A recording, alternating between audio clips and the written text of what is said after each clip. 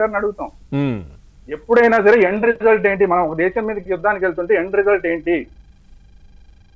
ఇప్పుడు మురళీ నాయక్ లాంటి వాళ్ళు చచ్చిపోవడానికి సిద్ధపడిపోయి వెళ్ళిపోయారు.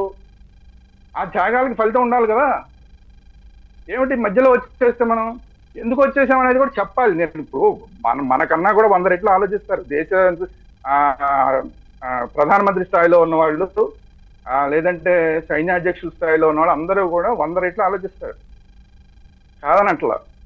కానీ ఎప్పుడైతే మీరు మీతో పాటు అందరినీ కూడా మొత్తం సిద్ధం చేశారో, దేశాన్ని సిద్ధం చేశారో, యుద్ధం దాకా తీసుకెళ్ళిపోయారో, మళ్ళీ వెనక్కి వచ్చినప్పుడు దానికి సమాధానం కూడా చెప్పాలి. ఎందుకు చేసాము, వెనక్కి ఎందుకు వచ్చాము అనేది సమాధానం చెప్పాలి.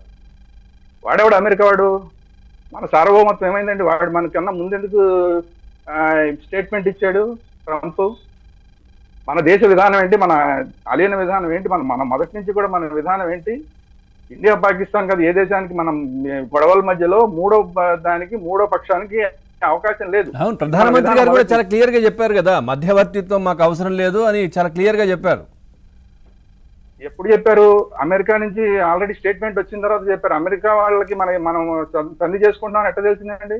అమెరికా ప్రెసిడెంట్ ఎవరు మన మధ్యలో సంధి చేశామని చెప్పడానికి? ఊసి మన సార్వభౌమత్వం ఏమైంది? లేదా మనం అడిగామా? మనం ఏమన్నా అడిగామా? లేదంటే వాళ్ళు వస్తే మాత్రం ఎలా యాక్సెప్ట్ చేసాం? మనం అడిగామా? ఒకటి క్వశ్చన్ లేదు, మనం అడగం, క్వశ్చన్ లేదు, అడగం. వాళ్ళంతటి వాళ్ళు వచ్చారు, వస్తే ఎలా యాక్సెప్ట్ చేసాం?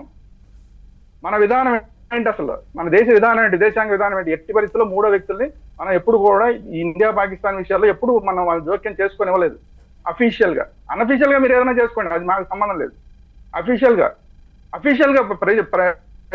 అమెరికా ప్రెసిడెంట్ స్టేట్మెంట్ ఎట్లా వస్తుంది? మాకు కావాల్సింది మోడీ గారి స్టేట్మెంట్. మనం ఉంటున్నామా, వెళ్తున్నామా, పారిపోతున్నామా, మొత్తం అందరినీ కొట్టేసామా, ఏదైనా జరగచ్చు. మాకు కావాల్సింది మోడీ గారి స్టేట్మెంట్ కావాలి. ఆయన ఈ దేశానికి ప్రధానమంత్రి. మా సార్వభౌమత్వం అంతా ఆయన చేతిలో ఉంది. అమెరికా చేతిలో ఏమైనా ఉంది మన సార్వభౌమత్వం? వాళ్ళు ఎవరో చెప్పిన తర్వాత మనం రాజీ చేసుకుంటున్నాం. ఒక మాట మీకు సమాధానం పాపారావు గారు మాట్లాడుతున్నారు, తర్వాత రవికిరణ్ గారి దగ్గరికి వెళ్తాను. పాపారావు గారు ప్లీజ్. సార్ మ్యూట్లో ఉంది సార్, మ్యూట్లో ఉంది సార్.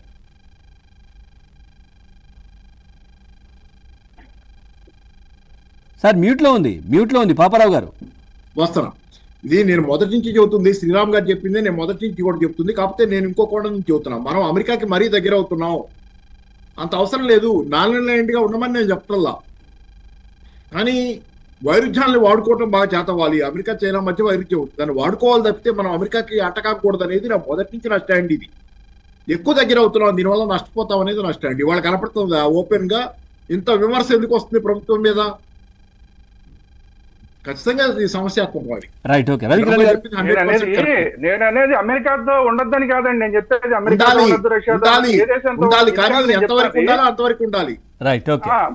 మన దేశానికి సంబంధించిన ఒక వ్యవహారాన్ని, ఒక డెసిషన్ ని వేరే దేశం వాడు అనౌన్స్ చేస్తే నాకు ఎట్టి పరిస్థితులు నచ్చదు. మోడీ గారు మనం తీసుకున్నాం, దెబ్బ కొట్టేసాం పాకిస్తాన్ మనం బ్రహ్మాండంగా కొట్టాల్సిన చోట దెబ్బలు కొట్టేశాం. మేము గెలిచేసాం కాబట్టి ఇంకా చాలు అని చెప్పి మేము నిర్ణయించుకున్నాం. మోడీ గారు చెప్తే 56 ఇంచులు కాదు, మాకు 58 ఇంచులు మాకు మేము ఛాతీ చించుకుంటాం. రవికిరణ్ గారు ఏంటి సార్ తగ్గించుకోవాలి ఈ దేశ ప్రధాని ఆయన. రవికిరణ్ గారు ప్లీజ్. మోడీ గారు కాదు మా దేశాన్ని నిర్ణయించాలి సార్. ఒక్కసారి రవికిరణ్ గారు బీజేపీ పార్టీ నుంచి ఉన్నారు, ప్లీజ్. రవికిరణ్ గారు. పవన్ గారు